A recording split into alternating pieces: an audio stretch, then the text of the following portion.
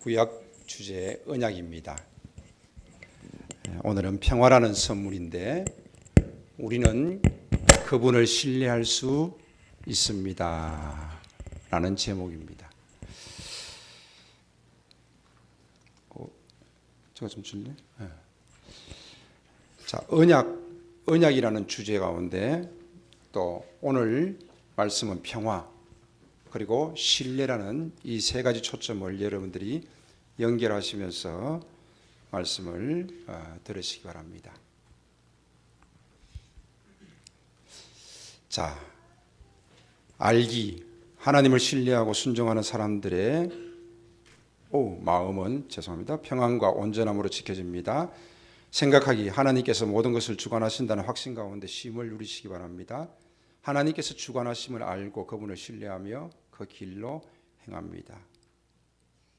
생각하기와 행동하기 위해서는 하나님께서 모든 것을 주관하신다. 자, 신뢰라는 말이 무슨 뜻입니까? 신뢰라는 말이 무슨 뜻일까요? 자, 신뢰는 믿을 신자, 믿고 의지하는 것입니다. 굳게 믿고 의지한다. 신뢰의 3요소를 찾아봤더니 맡은 일을 해낼 수 있는 기술이나 지식을 갖춘 능력이 있는 사람에게 일을 맡기는 것이요. 배려는 상대가 나를 해치지 않고 나의 이익을 고려해 줄 것을 믿는 믿음입니다. 말과 행동이 일치하며 변하지 않는 정직함입니다. 이런 사람에게 사람을 신뢰하고 그 사람에게 일을 맡기는 거죠. 근데 일을 맡겼는데 뭐예요? 나의 이익보다는 자기 이익을 챙겨가는 사람이 있습니다. 정직하지 않는 사람들이 있습니다. 일을 맡겼는데 능력이 없는 사람이 있습니다. 물론 맡기지 않겠지요. 신뢰는 유리장과 같아서 한번 금이 가면은 되돌리기 어렵습니다. 보이지 않아도 잘하고 있겠지. 신뢰지요. 어떤 일을 맡겼을 때에 그 일을 잘 해나가는 사람이 있습니다. 그리고 내가 생각하면서 맡긴 것보다 훨씬 더 깔끔하고 잘 해내는 사람들이 있습니다. 그런데 어떤 사람은 내가 이렇게 하라고 일을 맡겼는데 내가 생각했는 것보다 훨씬 못하게 일을 하는 경우도 있습니다. 신뢰가 안 가는 거지요.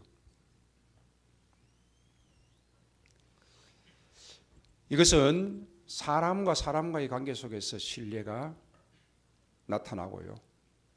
또 한편으로는요, 하나님을 신뢰한다 그랬을 때 우리는 어떤 모습인가 한번 생각해 볼 필요가 있습니다.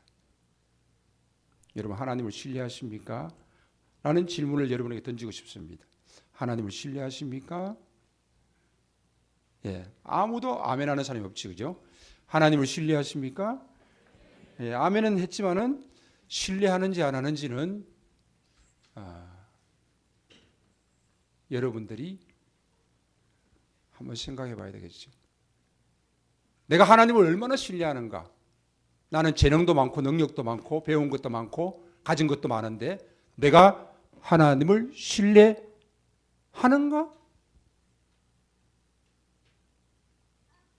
하나님을 믿고 의지하면서 하나님께 맡겨야 되는 것 어떤 일이 있을까?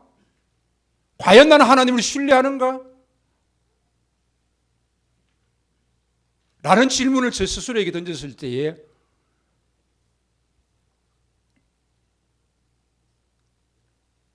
참 부끄럽습니다. 솔직히 부끄럽습니다. 내가 과연 얼마나 하나님을 신뢰하는가? 그냥 송명희 시인이 나는 하나님을 사랑합니다라고 어눌하게 말하는 그 사랑, 나는 하나님을 신뢰합니다라고 말하는 그 어눌함이 훨씬 더 하나님을 사랑하고 하나님을 의지하는 것은 아닌가? 과연 나는 얼마만큼 하나님을 신뢰하는가? 신뢰는 하나님에 대한 신뢰, 또한 누군가를 신뢰하는 것, 또 하나는 자기 자신을 신뢰하는 것. 물론 자기 자신을 신뢰해야 합니다. 그게 자존감이지요. 그런데 누군가를 신뢰하고 자기 자신을 신뢰하는 것이 하나님보다 더 앞선다라면은 그것은 신앙이 아닙니다.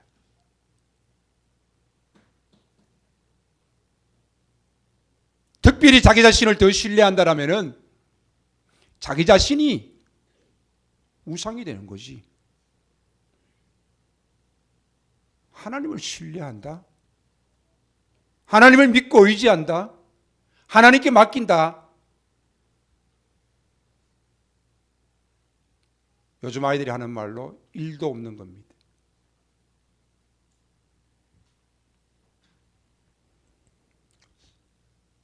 어느 목사님이 피부 조직을 떼어서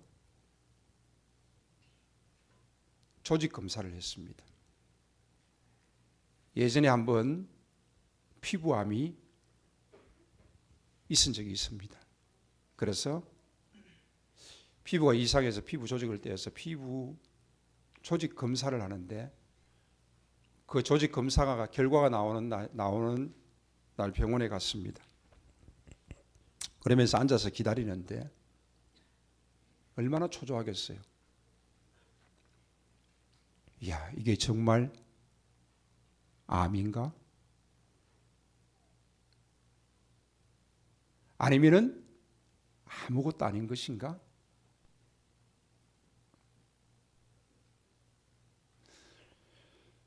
그 기다리는 순간에 자신이 할 수 있는 것은 아무것도 없습니다.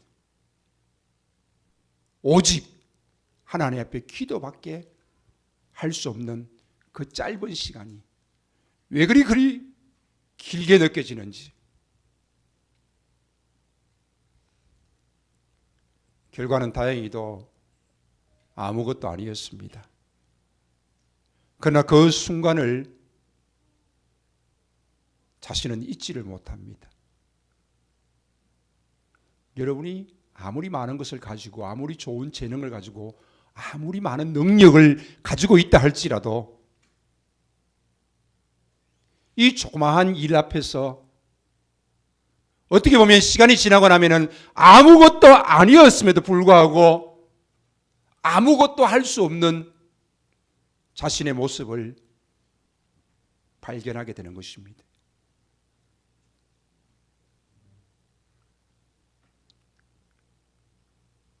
대답하지 마십시오. 제가 다시 한번 묻겠습니다. 여러분들은 얼마나 하나님을 신뢰하십니까?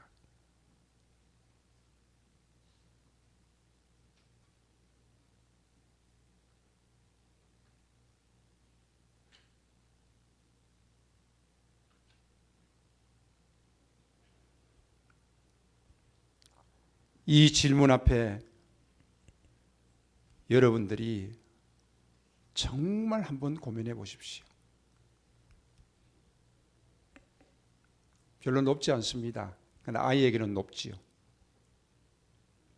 아이에게 뛰어내리라고 말합니다. 아이가 아빠를 믿고 뛰어내릴 것인가? 아니면은 뛰어내리지 않을 것인가?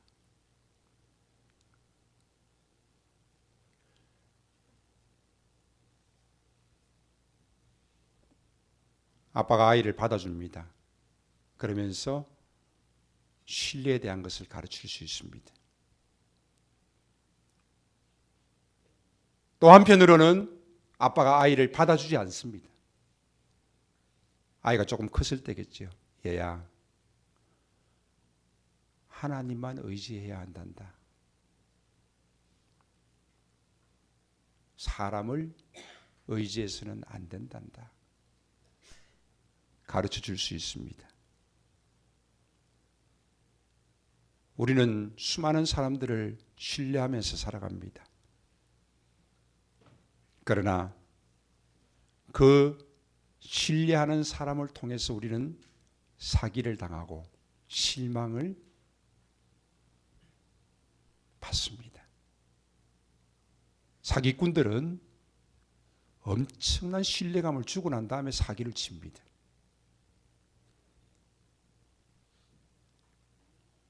교회들마다 그런 일들이 얼마나 많이 일어나는지 모릅니다. 돈을 빌립니다. 1부 이자, 2부 이자 정확하게 줍니다. 조용히 빌립니다. 조용히. 그런데 얼마나 많은 사람에게 빌리는지 모릅니다. 그리고 그 거래를 하고 난 다음에 몇 년 동안 거래를 합니다. 어느 날 이분이 사라졌습니다. 알고 보니까 얼마나 많은 사람에게 돈을 빌렸는지, 100만 원, 200만 원, 500만 원, 1000만 원, 얼마나 많은 사람에게 빌렸는지 수억이 될 정도로 돈을 빌리고는 어느 날 사라져 버렸습니다. 교회에서 얼마나 많이 일어나는 일인지 모릅니다.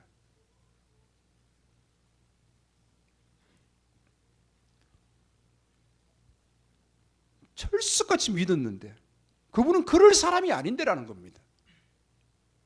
그러나 그분은 몇 년 동안 교회 가운데서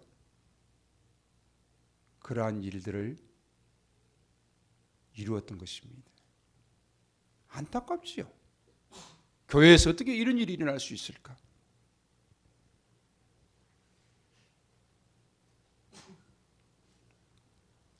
믿음의 대상은 오직 한 분이십니다. 하나님이십니다. 그리고 사람은 믿음의 대상이라고 말하지 않습니다. 사랑의 대상이라고 말합니다. 우리의 아이들이 어릴 적부터 누군가를 신뢰하면서 배우는 것은 참 중요합니다. 그러나 크면서부터 하나님을 신뢰해야 될 것을 바르게 배울 수 있어야 하는 것입니다.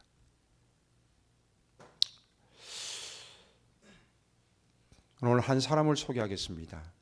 록펠러입니다. 1839년에 태어나서 1937년에 즉 98세의 죽음을 맞이한 록펠러입니다. 록펠러 하면은 11조 신앙, 정말 믿음이 좋은 사람으로 우리는 알고 있습니다. 자 보십시오. 16세에 격리사원으로 시작했는데 16세에 그는 받은 봉급의 11조를 정확하게 구별했습니다. 그리고 그가 생을 마치는 그날까지 그는 단 한 번의 11조도 떼어먹지 않았습니다. 정확하게 11조 생활했습니다.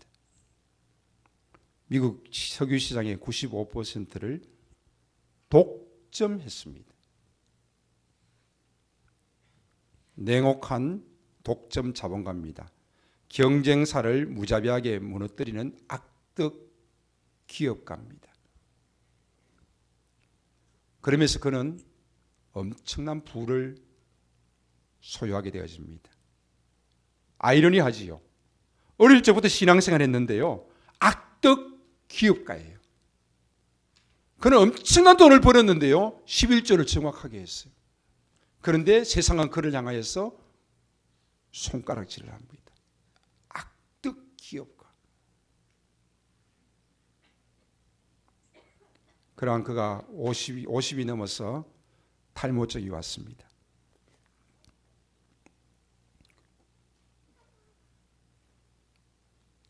머리에 있는 머리카락만 빠진 것이 아니고 눈썹도 빠지고 수염도 빠지고 온몸에 털이 다 빠졌습니다. 아주 극심한 탈모증이 온 거죠. 그래서 병원에 가서 검사를 하는데 병원에서 하는 말이 당신은 몇 년 살지 못합니다 라는 시한부 선고를 내리게 되어집니다. 그러면서 검사를 받는 최후의 마지막 검사 날이 되어져서 그런 병원에 갔을 때에 한 장면을 목격하게 되어집니다. 한 어린 소녀가 병원비가 없어서 치료를 받지 못하는 장면을 보고 그는 조용하게 그 아이의 병원비를 도와주게 됩니다. 그리고 그 아이가 치료를 잘 받으면서 건강하게 치료받고 있는 모습을 보고 건강하게 태어나는 모습을 보게 되어집니다. 그러면서 그는 생으로 처음으로 누군가를 도우면서 마음의 기쁨을 가지게 되어집니다. 그러한 그가 이제 록펠러 의학 재단을 설립하고 교육에 지원을 하게 되어집니다. 그래서 페니실린, 말라리아, 폐결핵 이런 모든 부분들이 록펠러가 세운 의학 연구소를 통하여서 그 의사들이 연구하여서 이런 일들을 하게 되어집니다. 몇 년 살지 못한다는 그 시한부 인생이 98세까지 살게 되어집니다. 그러면서 그는 이렇게 이야기합니다. 나는 55년을 쫓기면서 살았지만 후반기 43년은 정말 행복하게 살았다. 그는 시카고 대학을, 록펠러 대학을, 또 스펠만 대학교를 설립했습니다. 그는 정말 후대에 많은 사람들이 믿음의 사람이라고 칭송을 하고 있습니다. 록펠러의 어머니는 록펠러를 신앙 교육을 철저하게 했습니다. 제일 밑에 보면은 스펠만 대학이라고 있는데 이 스펠만이라는 것은 록펠러 어머니의 이름입니다.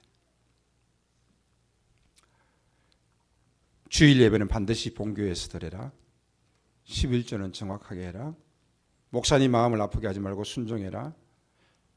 주일학교 교사로 봉사하면서 아이들을 가르치는 큰 기쁨으로 살아갔습니다. 그래서 제가 록펠러에게 주어진 10가지 교훈이 있었는데 싶어서 다시 검색을 해봤습니다.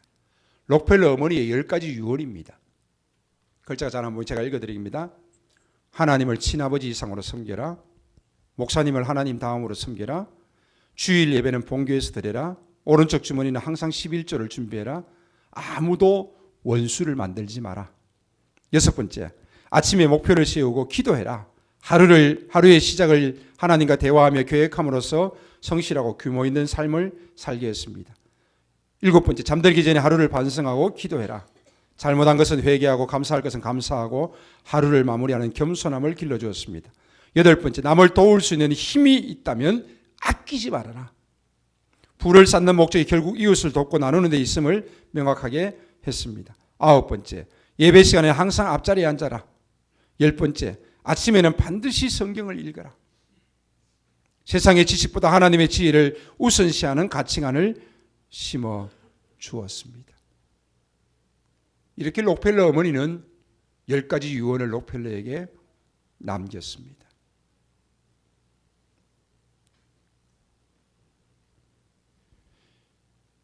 록펠러 참 믿음의 사람이었습니다. 어릴 적부터 신앙교육 받으면서 16살 때부터 11조 생활을 철저히 하면서 믿음으로 나아가는 삶이었습니다. 그러한 그가 돈 버는 방법에 있어서는 결코 세상 사람들보다 악하면 악했지 선하지 않았습니다. 하나님을 의지한다는 것이 무엇입니까? 록펠러의 11조 신앙에서는 그는 나에게 능력 주신 분은 하나님이시다. 나에게 재능 주신 분은 하나님이시다. 하나님께서 나에게 많은 물질들을 맡기셨다라는 그런 마지막 고백을 하게 되어집니다. 이런 고백을 할 수 있는 것은 바로 하나님을 믿고 의지하기 때문에 할 수 있는 것입니다. 하나님을 신뢰하는 자는 하나님께서 그에게 평강을 주십니다. 그래서 1절, 2절에서는 그 하나님의 평강을 요새에 비유했습니다. 견고한 요새가 되시는 하나님입니다. 우리나라의 역사에 견고한 성이 무엇이 있나 제가 한번 검색해 봤습니다. 남한산성도 있고요. 충북 보원에 있는 삼년 보성인가 하여간 이름이 제가 무슨 삼년산성, 삼녀산성, 삼녀산성. 보온 사람이 아니에요. 보온에 있는 삼녀산성, 그 다음에 수원에 있는 화성입니다. 이 성들이 외세의 침략을 지켜주는 거죠. 그리고 제일 위에 있는 성 하나가 일본 오사카에 있는 성입니다. 일본에 있는 성을 가보면은 저렇게 성 옆에 물이 있습니다. 깊이 파여져 있고 물이 있습니다. 왜 그럴까요? 적들이 산성을 잘 못 넘어오게 하기 위해서 저런 물을 두었습니다. 우리나라의 산성들은 대부분 다 뭐예요? 성은 산성입니다. 산성. 산 위에다가 지어놨습니다. 그래서 그 자체가 벌써 가파르기 때문에 성이 별로 높지 않다 할지라도 그 성은 충분히 그 성으로서의 역할을 해줍니다. 그러나 일본은 평지에서 지은 그 성은 바로 물을 둠으로 인해서 적들의 침략을 물리치기 위해서 저렇게 성을 만들었던 것입니다. 이 성은 안에 있는 군사가 10,000명이라 할지라도 30,000명의 군사를 물리칠 수 있습니다. 그러므로 성이라는 것은 굉장히 중요합니다. 하지만 아무리 견고한 성이라 할지라도 여리고 성이 무너진 것을 우리는 볼 수 있습니다. 여리고 성 위에는 마차가 2대 왔다 갔다 지나갈 수 있습니다. 아주 견고한 성입니다. 그 성은 결코 무너진다고 생각하는 사람은 아무도 없었습니다. 그러나 사람이 손도 대지 아니하였는데 그 성은 무너지고 말았습니다.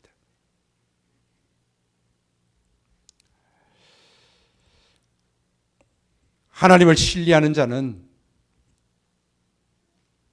하나님께서 평강을 주십니다.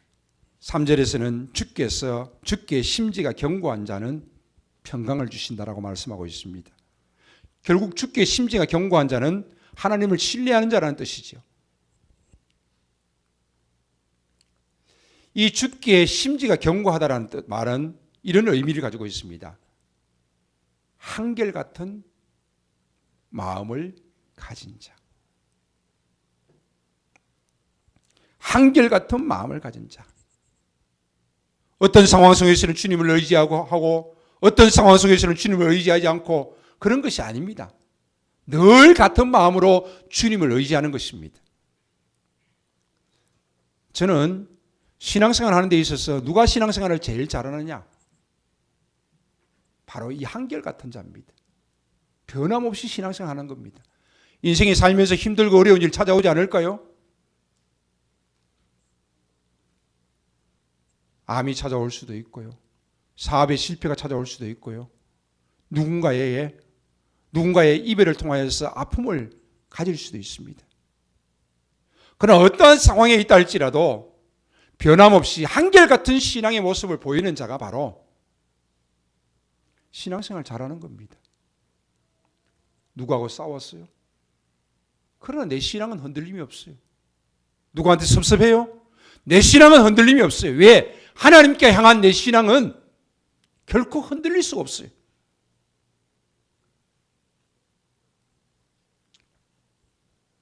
연세가 드셨습니까? 육신이 연약합니까?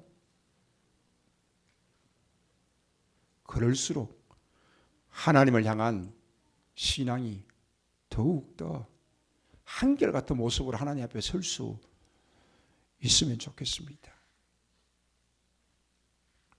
주께 심지가 견고한 자, 바로 하나님을 신뢰하는 자입니다. 그에게 평강을 주십니다. 하나님보다 더 강해지려고 하는 자는 어리석은 자다라는 내용이 나옵니다. 하나님보다 더 강해지려고 한다는 것은 무슨 말입니까? 자기 자신을 앞세우는 것입니다. 자기가 하나님보다 더 강해지는 거지요. 자기가 똑똑한 거지요. 자기가 가진 재능이 많고 능력이 많은 거지요.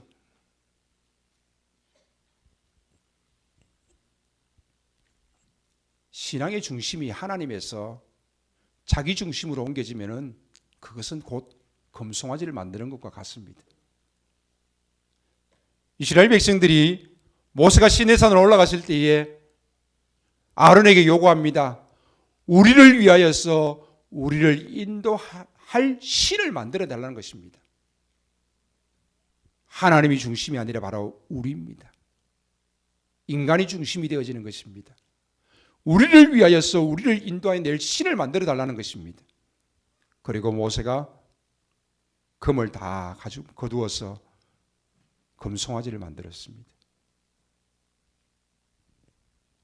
그리고 산에서는 하나님께서 모세에게 십계명을 주시는데 그 십계명 속에는 어떤 형상이든지 만들지 말라는 것입니다. 금송아지를 다 불살라버리고 가루를 만들어서 백성들이 먹습니다. 그리고 레위인들이 칼을 차고 형제와 이웃을 도륙하는데 3,000명이 죽습니다. 엄청난 아픔이 그들에게 찾아오는 것이요. 하나님이 중심이 아니라 인간이 중심이 되어지는 것은 신앙이 아닙니다. 세상의 많은 종교들은 인간 중심입니다. 철저히 사람 중심입니다. 그러나 우리는 철저히 하나님 중심입니다.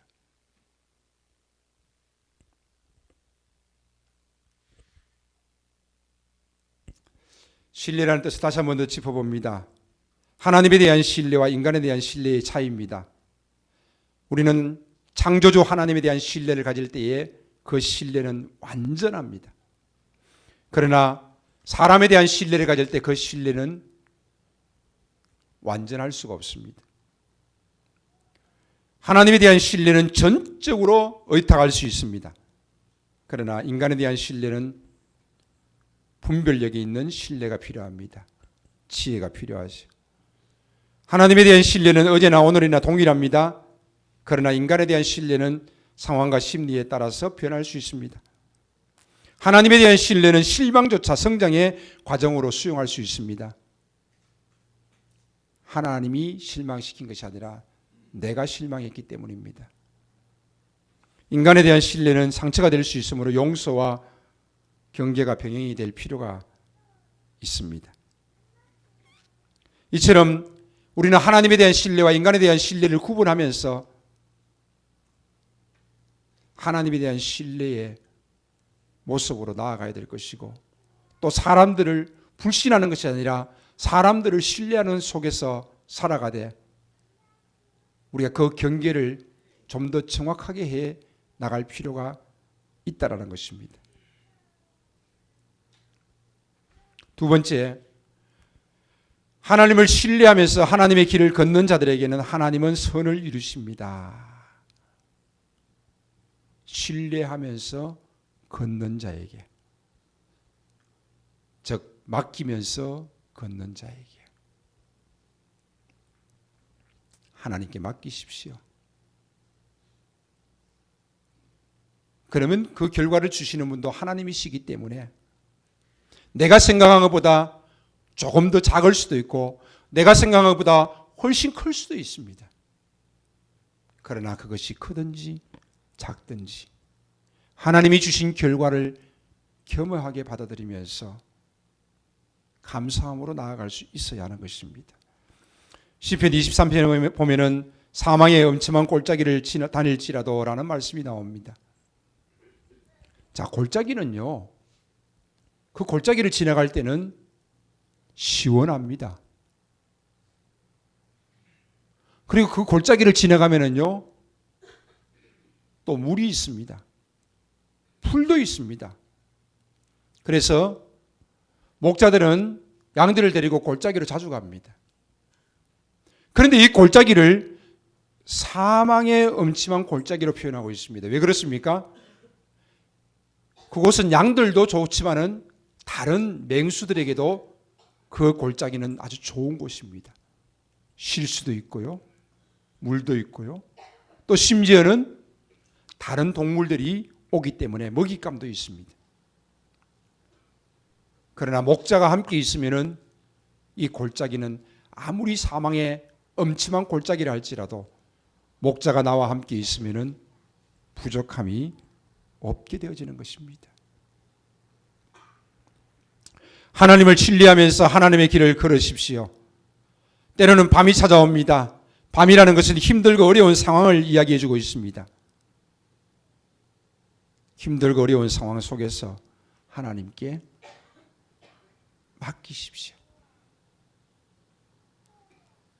그리고 사랑하는 자에게 주시는 잠도 누리십시오. 밤이 영원토록 되지 않습니다. 아침에 해가 뜨지 않는다고 근심할 사람은 이 땅에 아무도 없습니다. 분명히 밤은 지나갑니다. 그리고 그 밤은 때로는 우리를 힘들게 하지만은 때로는 우리를 쉬게 만들어줍니다. 힘들고 어려운 시기에도 하나님을 신뢰하면서 하나님의 길을 걷는 믿음의 사람들이 될 수 있기를 바랍니다. 8절에 보면 이미와 아직에 대한 긴장을 다루어주고 있습니다. 하나님의 구원의 통치가 시작되었다, 이미. 근데 아직 긴장 속에서 살아가는 성도의 모습을 보여주고 있습니다. 그렇습니다. 하나님께서 이미 우리에게 많은 은혜를 주셨고 사랑을 주셨습니다. 그러나 아직 우리는 그 믿음으로 반응하지 못하고 하나님을 제대로 신뢰하지 못하는 모습들을 보여줄 때가 참 많이 있습니다. 하나님을 신뢰하시고 하나님의 길을 걸으십시오. 하나님의 백성을 위한 하나님의 길은 놀랍습니다. 하나님의 원수들을 위한 하나님의 길은 분명히 재앙입니다. 이 두 길을 통해서 하나님은 온 땅에 자신의 영광을 나타내기를 원하십니다. 하나님은 그의 백성을 건지시고 언약을 반드시 성취하십니다. 그분은 만유의 주권자이십니다. 자, 언약이 나오고 주권자가 나왔습니다. 하나님은 반드시 언약을 성취하시는 분이시고 하나님은 만유의 주권자라는 사실을 잊지 마시기를 바랍니다. 세 번째 마지막 대지입니다. 어려운 때에도 소망을 가질 수 있습니다. 신뢰하면서 맡길 때에 하나님께 맡길 때 소망이 있습니다. 가치 있는 대부분의 것들은 고통과 시련을 통해서 우리에게 다가옵니다. 고통 없이 시련 없이 어려운 일을 겪지 않고 살아간다? 물론 그렇게 평안하게 살아가면서 얼굴이 늘 밝고 기뻐하면서 살아갈 수 있다면 좋겠습니다. 그러나 힘들고 어려운 일들을 만나면서 내가 그 일들을 통해서 하나님께 믿고 맡길 때에 그 문제가 순조롭게 해결되어짐을 통하여서 우리는 또 누군가가 힘들고 어려울 때에 그를 보듬을 수 있고 그를 위해서 격려할 수 있고 그를 사랑할 수 있는 것 아니겠습니까?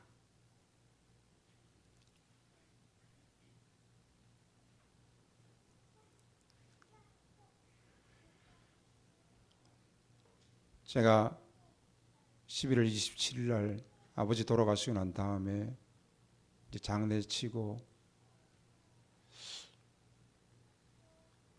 이런 생각을 해봤습니다. 저는 부모님이 다 살아계시고 아버지가 처음 돌아가셨습니다. 물론 할머니 돌아가실 때, 할아버지 돌아가실 때 뭐 그때 별로 슬프지 않았습니다.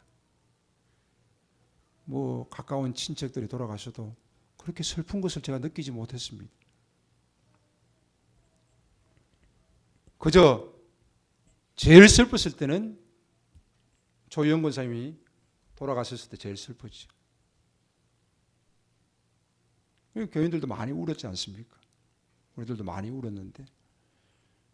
근데 이번에 제가 아버지를 보내고 난 다음에 이게 이런 거구나.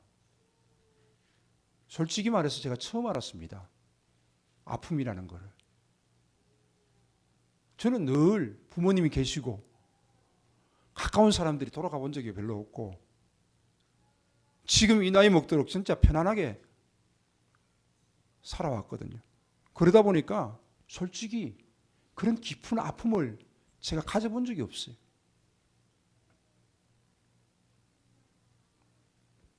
야, 내가 교인들 위로한다고 장례식 때 가서 설교하고 했는데 참 혼자 생각하기에 참 한심하더라고요.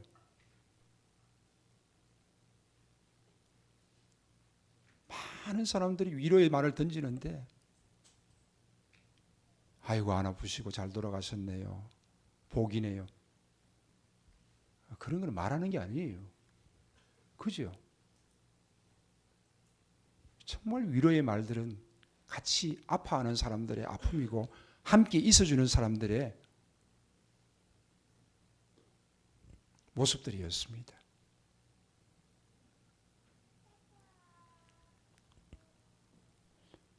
우리가 힘들고 어려운 일들 만났습니까? 힘들고 어렵죠. 견딜 수 없을 만큼 힘들고 어려운 일들을 만난 사람들이 또 견딜 수 없고 힘들고 어려워하는 사람들을 돌볼 수 있다는 겁니다. 하나님이 나에게 이런 일들을 주셨어요. 암에 걸려본 사람이 암 진단받은 사람을 위로할 수 있지 않겠어요?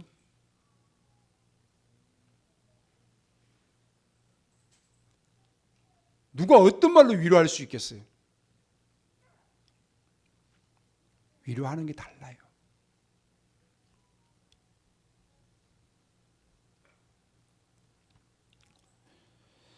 아무리 힘들고 어려운 일이 찾아온다 할지라도 우리는 소망을 가져야 합니다. 그리고 그 힘들고 어려운 일들이 지나갔을 때에 또 누군가를 돌아보면서 힘들고 어려운 사람들을 돌보아 줄 수 있어야 합니다. 17절 18절에는 어려운 때를 해산의 수고와 또 진통, 해산에 대한 이야기들을 하고 있습니다. 자, 9달 동안 아이를 가지고 있습니다. 얼마나 불편하겠습니까? 물론 기쁨도 있지요. 그리고 좀 있으면 아이를 낳는 진통을 겪게 되어집니다. 여자들이 아이를 낳기 위해서 병원에 들어갔을 때는 아마 한 1% 정도는 내가 들어가면은 나오지 못할 수도 있다라는 생각을 가지고 들어갑니다.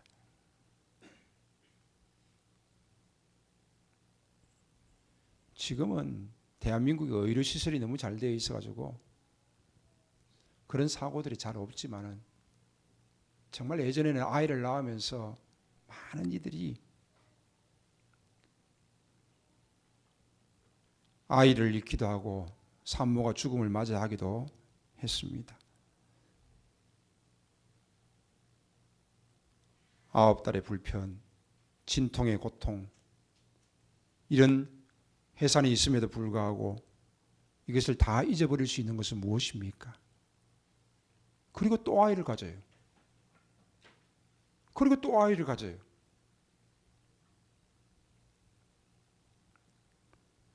바로 소망이 있기 때문입니다. 20절 말씀에서는 의인에게 권면하는 것이 하나 있습니다. 의인이라는 것은 주를 신뢰하고 의지하는 자입니다. 주를 신뢰하고 의지하는 자여, 너희들이 어려운 일을 만나느냐? 분노를 피하라는 것입니다. 힘들고 어려울 때에 기도할 수 있다. 이거는 은혜입니다. 기도의 자리에 있을 수 있다. 이것은 은혜입니다. 내가 하나님 앞에 설 수 있다. 이것은 은혜입니다. 그런데 많은 사람들이 힘들고 어려울 때에 대부분 아무것도 하지 않습니다. 그리고 현실을 도피하기를 원하고 사람을 찾거나 어떤 문제를 해결해 줄 사람을 찾게 되어집니다. 그러나 우리는 힘들고 어려운 일들을 만날 때에 우리의 입술이 먼저 조심해야 합니다. 불평하거나 원망하는 것이 아니라, 분노하는 것이 아니라 정말 하나님을 신뢰함으로 하나님 앞에 묵묵히 설 수 있고 기도할 수 있다라면 좋겠습니다. 그래서 어려움을 견디는 인내하는 모습을 바로 밀실이라는 단어를 통하여서 표현해 주고 있습니다. 자, 이제 말씀을 좀 정리해 보겠습니다. 너의 행사를 여호와께 맡기라. 그리하면 내가 경영하는 것이 이루어지리라. 잠언 16장 3절입니다. 나의 한계를 인정하고 하나님께 맡기는 것입니다.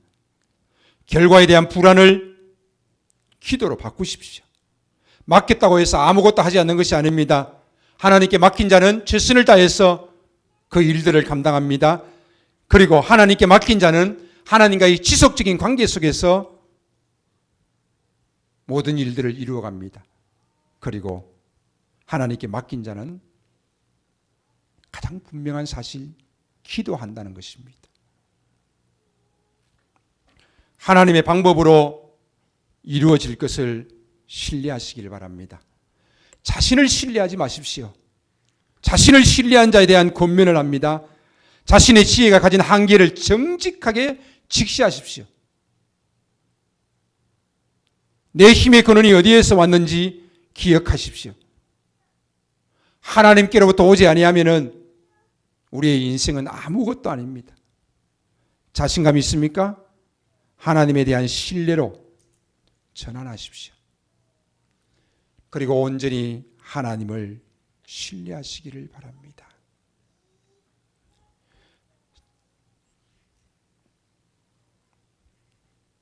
너는 마음을 다하여 여호와를 신뢰하고 내 명철을 의지하지 말라. 너는 범사의 그를 인정하라. 그리하면 내 길을 지도하시리라. 아멘. 기도하겠습니다.